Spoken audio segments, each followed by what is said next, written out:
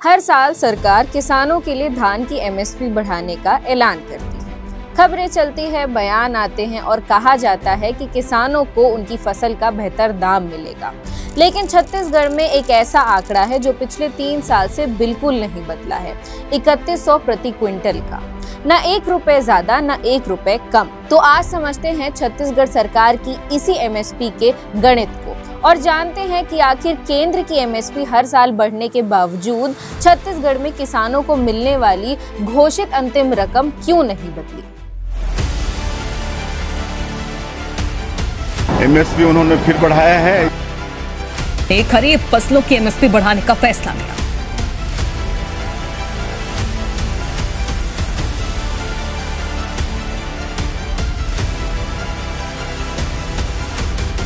बघेल साहब 500 रुपया अंदर डालकर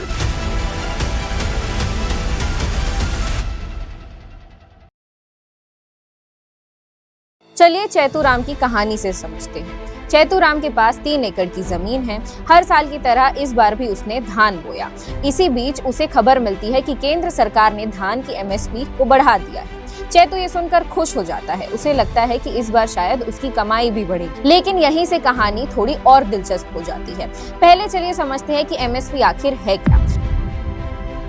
एमएसपी यानी कि मिनिमम सपोर्ट प्राइस, यानी कि न्यूनतम समर्थन मूल्य। सरकार कुछ प्रमुख फसलों के लिए एक न्यूनतम कीमत तय करती है ताकि बाजार में कीमत गिरने पर किसानों को एक सुरक्षा मिले। खेती की लागत हर साल बढ़ती है, बीज, खाद, डीजल, मजदूरी और दूसरी लागतें। इसीलिए केंद्र सरकार समय समय पर एमएसपी की बढ़ोतरी भी करती है। अब आते हैं छत्तीसगढ़ की गणित पर। साल 2023-24 में केंद्र की धान एमएसपी थी 2183 रुपए प्रति क्विंटल की।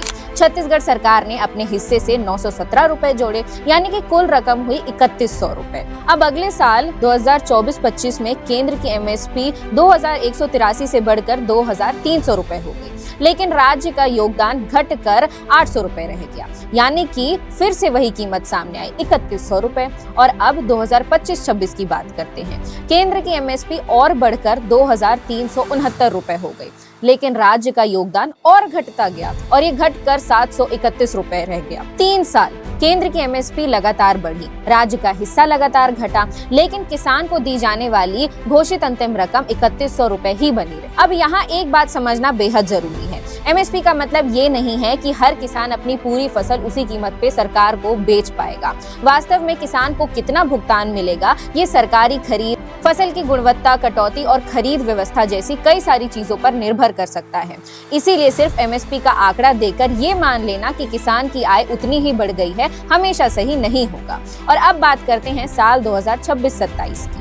केंद्र सरकार ने धान की एमएसपी बढ़ाकर 2441 रुपए प्रति क्विंटल की कर दी है, लेकिन छत्तीसगढ़ सरकार ने अभी अपने हिस्से की राशि घोषित नहीं की है, क्योंकि धान खरीदी का सीजन नवंबर 2026 में शुरू होना है। पर सरकार के आंकड़ों को देखकर अनुमान जरूर लगाया जा सकता है कि अंतिम रकम फिर 3100 रुपए पर ही बनी रहेगी। लेकिन सबसे बड़ा सवाल कि आखिर 3100 रुपए इतना महत्वपूर्ण क्यों है? इसका जवाब हमें 2023 के विधानसभा चुनाव से मिलता है। उस समय भाजपा ने किसानों से 3100 रुपए प्रति क्विंटल की दर से धान खरीदी का वादा किया था। इसे मोदी की गारंटी के रूप में भी पेश किया गया है। सरकार बनने के बाद इस वादे को पूरा करने के लिए कृषक उन्नति योजना की भी शुरुआत की गई, यानी कि राज्य सरकार का लक्ष्य किसानों तक कुल मिलाकर 3100 रुपए प्रति क्विंटल की राशि पहुंचाना। और इसी वजह से केंद्र की एमएसपी बढ़ने पर राज्य सरकार का योगदान कम होता दिखाई देता है। लेकिन यहाँ एक राजनीतिक सवाल भी है। 2023 में इसी तरह के मॉडल की आलोचना करते हुए केंद्रीय गृह मंत्री अमित शाह ने 2700 रुपए प्रति क्विंटल के मॉडल को लेकर कहा था कि इसमें 2200 रुपए तो मोदी सरकार ही दे रही है, भूपेश बघेल की सरकार सिर्फ 500 रुपए जोड़ रही है और अपना जेब बचा रही है। कि अभी 2700 रुपया जो मिल रहा है छत्तीसगढ़ की जनता को, इसमें से 2200 रुपया मोदी जी भेज रहे हैं और बघेल साहब 500 रुपया अंदर डालकर, वो भी लेट, 1 साल लेट, 500 रुपया डालकर 2700 रुपये की क्रेडिट ले रहे हैं। आज सरकार बदल चुकी है, मॉडल बदल चुका है, लेकिन सवाल वही है। अगर केंद्र की बढ़ी हुई एमएसपी के साथ राज्य सरकार अपना हिस्सा कम करके अंतिम रकम को एक तय आंकड़े पर रखती है, तो क्या इसे किसान की बढ़ी हुई आय माना जाएगा? और अगर विपक्ष ऐसा मॉडल अपनाए तो उसकी आलोचना। लेकिन अपनी सरकार वही गणित अपनाए तो सवाल क्यों?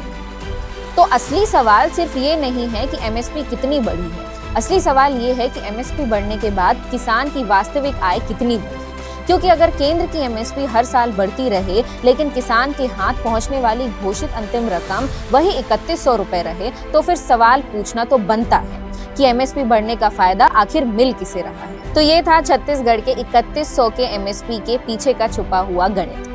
मैं शिवाली अर्चना सोनी अब आपसे विदा लेती हूँ। विमर्श का ये एपिसोड आपको कैसा लगा और विमर्श में आप और क्या कुछ नया देखना चाहते हैं, कमेंट करके बताना ना भूलें।